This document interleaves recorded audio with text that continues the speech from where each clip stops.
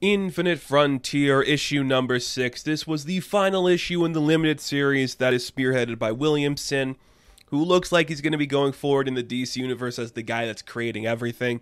Seems like he's going to be leading a bunch of projects into the new year. Very cool. And you know, I really like what this book did. It felt very classic in like the way the story's kind of wrapped up. And what I mean by that is DC is big concept sometimes. And this issue felt really big concept in the way certain things come together. So again, the book kind of opens with Barry. We're seeing him still running through. He's starting to slowly realize that Psycho Pirate doing this to him. And as he's doing that, we see the big fight happening on Earth Omega, with everybody fighting the Injustice Incarnate and the Justice Incarnate fighting. Things are going well. Darkseid's just standing by doing his usual thing. You know, he's trying to manipulate everyone, get them to work for him. He's got Royale locked up and he's like, you're being consumed by the darkness. But it's Obsidian who kind of comes in and pulls Roy from that darkness. He's like, dude, trust me. I know what it's like to be pulled in by these things that are in the shadows. You're better than that and you're never alone. So they kind of snap Roy out of it. This leads to some more fights breaking in. Again, we're getting a big push with President Superman in here, which... is it because we're going to make him the Superman in our movie universe? I think so, but I don't know. It could be for a bunch of different reasons, but we see Machine Head's acting like a dick. He kind of gets beat up by Thomas Wayne Batman, and then, you know, Calvin comes in and punches him. They're like, okay, let's deal with Machine Head later. Let's stop the rest of this that's going on. But we see that Superman just runs really fast and he breaks the machine that is housing the Flash. We're like, what? What's happening here? Again, a lot of stuff with Superman, this President Superman, that makes me think we're going to see a lot of him going forward, because currently in the modern continuity, it's John Kent who's acting as Superman because Clark's going to space. So if little baby Superman boy can't really fill that void, maybe President Superman will. So they stop the Flash from running. Everything looks like it's finally ended, and everyone's just standing by like, it's done, right? What do we do now? And Darkseid's even just like, now we're doomed. I tried to offer peace. Everyone just went against it. This is Psycho Pirate's fault, and Psycho Pirate's like, whatever, man. I did my best. I was played. I was cheated, but I'm needed in another event. And Psycho Pirate just kind of like disappears into whatever he's going to appear in next. We see that Machine Head still like, don't worry, man. I got you, Darkseid. We're still on the same team. I can fix all this. But Darkseid just kills him, leading to what looks like it's going to be a fight between President Superman and Darkseid. But Darkseid just goes, let's deal with this later, okay? This is the last issue. We don't have to do this right now. So he sends everybody away to their respective universes. And we kind of open up seeing the Justice Incarnate talking to like what's left of the Harbinger, and it's like, I don't know why Darkseid saved us, but something tells me there's going to be an event involving him sooner or later, and we're going to have to be alive for it. Now, I'm talking very tongue-in-cheek about this, but that's how the book's kind of written. It's just like these characters going, hey, looks like we did our thing here. Now let's see our next adventure in Justice Incarnate number 1 coming out in November, where we'll call the rest of the team to come in. Again, it feels like the push for Calvin-L is here. Is that the case? I don't know. It just feels like it, and it makes sense to me. Like, I think all of the characters on the Justice Incarnate would be really cool in live action. Probably a cooler Justice League than the ones we've seen before. It could work. So, read Justice League Incarnate issue 1 in November. Another Williamson book. So, cool. That wraps up that story. The Justice Incarnate will return.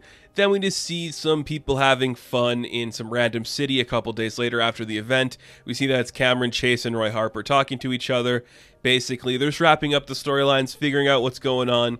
Cameron is kind of now in charge of the DEO, and she's like, well, I'm going to find Bones, make sure everything's going well there. We do get a reference to Bones being connected to Checkmate, which I know is currently going on. I wonder if Checkmate's going to be sticking around. Wouldn't be surprised. It seems like Bendis is real. It seems like the thing Bendis likes. So I wouldn't be surprised if it stayed around.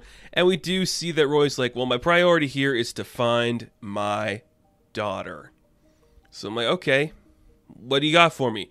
We don't really get like a confirmation on Roy's next story where he's going to be appearing. They didn't put him on the Justice Incarnate. They didn't put him on anything, really. So, is Roy going to get a miniseries all to himself? I think he could hold it. I think he could. Does that mean he's going to? I don't know. Green Arrow doesn't also have a book, so put them together. Call it the Arrows or something. Black Canary and the Arrows. I don't know. So everything kind of wraps up with that part of the story. You know, we defeated the big evil. President Superman destroyed the machine housing the Flash. The Flash has gone somewhere. We have to find him. Darkseid's regrouping with Extract, who's the evil camera chase on a different Earth. He's like, don't you worry. With the Omega Lantern Ring, there's going to be a lot of weird shit coming to DC in the next couple of years. And we see some of the, you know, villains that are going to be working with him. There's Granny Goodness, there's Grail, there's Calabac, there's Desaad, and there's Steppenwolf. Which, yeah, those are all the ones you need. So we see he's doing that. We also see some other villains who could potentially be connected to the stuff with Darkseid, but it looks like some teases for bigger stories coming up in DC Comics. So, you know, Darkseid's obviously the big bad of everything. It looks like we get a glimpse of I think that's Trigon in the first panel. And then we see the Upside Down Man, who's become famous in, like, the Justice League Dark book. And I'm going to imagine we're going to get a reboot of the Justice League Dark book, because that's been kind of like a backup in some of the stuff happening with Justice League. We see Eclipso showing up. He's got his diamond there, which we're definitely going to be seeing because he's a key player in the Stargirl TV series, so we're going to see him. And then Necron, I think, is the last one here we're seeing with, like, the Omega Lantern behind him. So that's kind of cool. I mean, those are all big bads who have potentially, like, led their own destructive shit, and none of them are the Batman who laughs. These are all, like, characters that could potentially be something cool. So Darkseid's like, yeah, we're gonna be wreaking havoc in 2022. He doesn't say that, but yeah, you get it. And we do get an epilogue here, which is kind of interesting. It's about Barry Allen. He's, like, running through the Speed Force, and suddenly he just stops. He's like, wait, this was Psycho Pirate. So he just stops abruptly. He winds up in a place called the Multiverse 2, and some guy is talking to him that he doesn't really know. But this guy's like, dude, this is where everything went doomed, man. You know, the Anti-Monitor ruined it. Then Alexander Luthor tried to find this and fix it. Then Darkseid wants it, man. Everything comes back to Multiverse 2, man. This is it, man. He's like, who the hell are you in your stupid cape and puffy shirt? He's like, oh, I'm Pariah. And don't you worry about me, Flash. It's time you moved on, and we stopped apologizing for the past, and we see what we let the real multiverse live, basically. And he sends the Flash into this weird dimension where he gets more cartoony and more comic booky as he goes in, and he wakes up in this weird thing with his entire family next to him, and they're just eating some dinner. You're like, what's going on? You're like, oh, is Pariah coming back? Because Pariah is a character, right? The name vaguely rings a bell, but I think Pariah is a character. Weird shit to deal with. And it's like, yeah, I'll bring everyone together. It's the Flash world, baby. Flash has his own multiverse now, baby. Look at me, I'm Pariah. Read more about me in 2022. And that's where this book ends. And I'm like, yeah, okay, I'll read more about you in 2022. This is exciting stuff. You know, I kind of talked about it last issue, but there's this huge push in media right now for the multiverse. We can say whatever it is that pushed it, but for some reason, the multiverse is a big player in, you know, television and comics and movies. So DC knows how to streamline that shit really well. They know how to be like, yeah, man, we've been doing this since the 80s. We know what we're up to when we do this kind of shit. So we'll, you know, give you some story of some fun characters that don't get the limelight, and they'll lead you into other stories.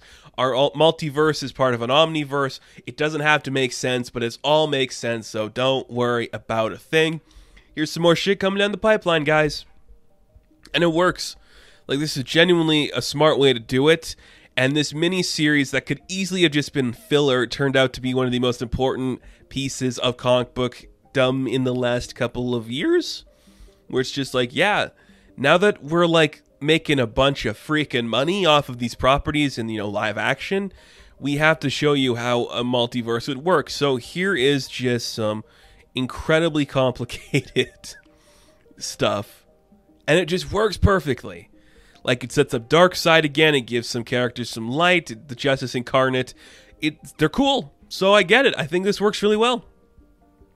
I enjoy it. I really enjoy what this book had to offer. I won't say it was the perfect miniseries, but I think what it did was establish the status quo for DC. It showed you the possibility of an omniverse and a multiverse is omniverse. And it's just fun to see some of these characters having a good time. So Williamson, definitely the spearhead of DC going forward, and he's doing some incredibly good stuff with some underrated characters that definitely deserve the limelight, and I'm very impressed with the outing we got here. It's nice to see a Darkseid being scary again. And I know it's weird to say, but like Darkseid again has that Thanos effect where too much of him just doesn't work. And the fact that we're making him this creepy son of a bitch again, I think really works for the character, and I'm excited to see what comes next. But out of everything they've teased in this book, I think I'm most excited to see what they're going to be doing with Eclipso. That could be really fun. So, Infinite Frontier issue number 6, I am going to give a 9 out of 10. Now, thank you guys for watching this review. Be sure to like and subscribe to the channel. As always, you can check me out on Instagram, TikTok, and Twitter, and I will catch you in the next one. Have fun, stay safe, good luck.